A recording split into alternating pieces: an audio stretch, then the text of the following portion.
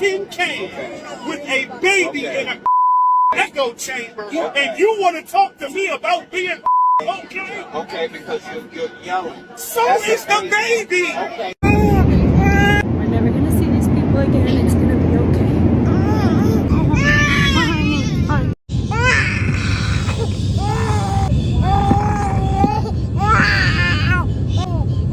Before having a kid, I just used to get anxious about weak coffee and strong turbulence, but social media made sure that my fears and anxiety shot up sky high. Do you see what I did there?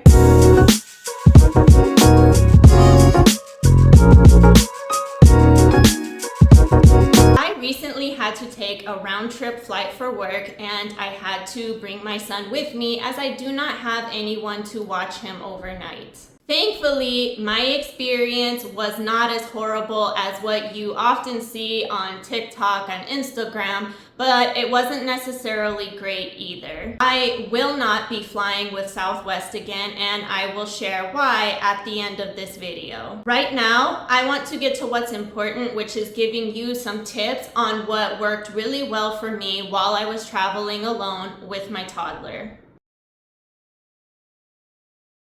To make it easier on yourself, both physically and mentally, look for an airline that allows family boarding. Family boarding is something that is offered by some airlines at no extra charge that permits you to get on the plane before general boarding happens. This can relieve a lot of headache if you're able to get on the plane and get yourself and your kids situated without the stress of having a bunch of people waiting for you. I also recommend that you fly with an airline that permits strollers being checked at the gate for free. This way, you can make your way around the airport up until boarding a lot easier and faster for yourself and your family. The great thing about having a stroller checked at the gate is that the stroller is also waiting for you at your destination when you exit the plane.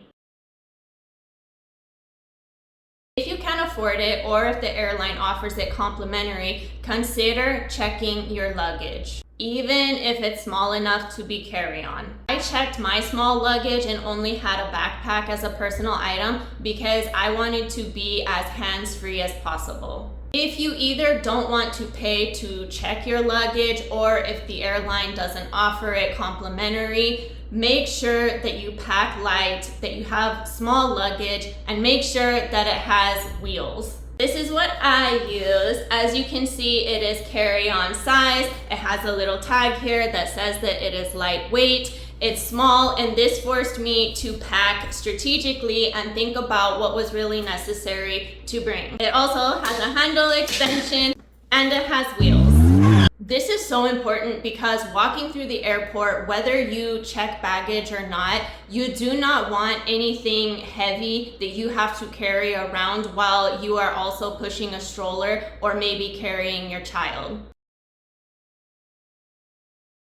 This is a CARES harness, which is FAA approved for use on airplanes for children weighing between 22 and 44 pounds. If your kid falls somewhere in between that weight range, I highly recommend buying the CARES harness, although it is expensive. There are many counterfeit CARES harnesses that are being sold on marketplaces like Amazon and Shein, so be very careful. If you see this being sold for something like $20 and you don't see this FAA approved sticker here, it's counterfeit, don't buy it. The FAA approved CARES harness retails at more than $80. Like I said, it is expensive. I was able to purchase the one that I have used on eBay for $60. So even when they are used, they are still pretty expensive. But in the event that you hit some very rough turbulence, this adds another layer of safety to your very small child. Also, as you saw, it's very small, it's very easy to fold, it weighs less than 1 pound, it easily fits into a personal bag without taking up much space at all. I I know that all kids are different and what works for my child may or may not work for yours. You can take from me what you think might be useful and leave what isn't. I bought a variety of snacks that I know he enjoys, and I basically stuffed his face during takeoff to keep him distracted and also to help with the climb and elevation. Of course, you can't expect your kid to just eat during the entire flight, so I also brought 2 books that I know he likes. I read to him during the flight. I also brought a coloring book with some crayons, and to be honest, I never ended up using it, but I was happy to have it just in case it was something that would have kept him entertained. Both flights that we took were just about 2.5 hours each, and thankfully on both flights, my son slept about an hour each time.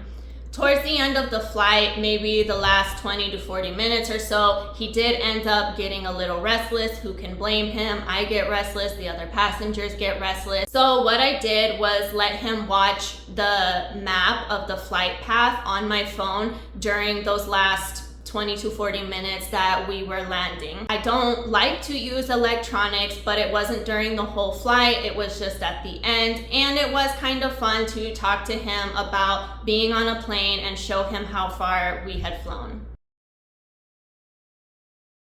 I want to preface this with the fact that both of my flights were very early in the morning. I had to travel for work obligations. I was very nervous about how my son would react on the plane. I was very nervous about how other passengers would react to us being on the plane. By the time that we onboarded and got settled into our seats on both flights, I was already mentally and physically exhausted. The reason why I will not fly with Southwest again is because of my experiences with the flight attendants on both flights round trip. Southwest should reinforce appropriate communication and considerate customer service, especially when you notice that a parent is flying alone with a toddler, which is already extremely stressful and anxiety-inducing all in of itself. That parent already has enough to think about and manage. On our first flight, I got both of us settled into our seats, and then I had a flight attendant approach me and tell me that we had to move because we were sitting 1 row in front of the exit seats. She told the people who were sitting in front of me that they needed to switch me seats because I couldn't sit there. So the 3 people who had been sitting in front of me, who were also settled in, had to be inconvenienced to switch with me and my son because nobody said anything to me as I was getting on the plane or when they saw me sitting down. One of the other flight attendants had even come up to me and asked if my son had his own seat or if he was going to be sitting in my lap. She asked me this when I was entering to sit down in the seats, and she didn't say anything about, by the way, you can't sit here because it's airline policy that you cannot sit with a toddler 1 row in front of the exit seats. She said nothing to me. It was a different flight attendant who had come up to me after we had been settled in and the people in front of us were settled in, shuffling us around, inconveniencing us to move because nobody had informed me otherwise. So I never knew this before, but if you are going to be flying soon with a small child, just remember it's not only the exit seats where you can't sit, you also cannot sit 1 row in front of the exit or 1 row behind. I know that the majority of airlines already assign seats, but I just wanted to put that out there in case you do happen to fly Southwest like I did, where they don't have assigned seating. The second flight was even more frustrating for me because the way that I was spoken to was completely humiliating, inappropriate, and rude. At the beginning of the flight, my son had thrown a handful of his snacks on the floor in front of him, as toddlers do. I was intending to pick up his snacks from the floor once we had landed and once I could safely remove my seatbelt and bend over in front of his seat to pick it up from the floor. Fast forward to when we were getting ready to land, the flight attendant came through the aisle to collect trash before landing, which I did hand over snack wrappers and a coffee cup. Within 5 minutes of having walked through the aisle collecting trash, the flight attendant came back up behind me, basically shoving a garbage bag at me and said, "I'm gonna give this to you so you can pick all of that from up off the floor. Thank you." and walked away.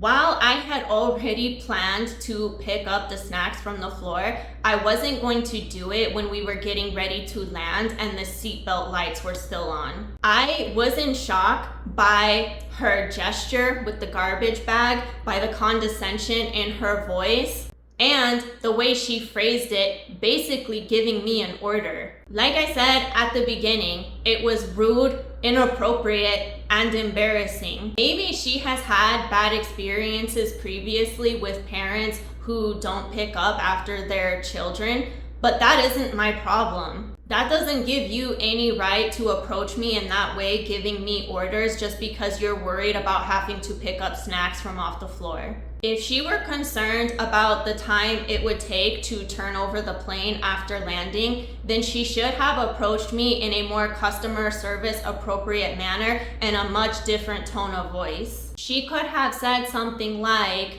"When the plane lands, if you could please make sure to pick up the snacks from the floor. It really helps us out and we appreciate it. Here's a bag that you can hand off to one of us when you're exiting the plane." If she had said something like that, I wouldn't even be including this as part of my poor experience with Southwest. It was unbelievably demanding, rude, and unhelpful. I am so salty about these combined experiences flying with Southwest that I will never fly with them again. I hope you found this video helpful and interesting. Please be sure to leave a comment and like. Don't forget to subscribe so that we can continue to hang out more, and I will see you in the next video.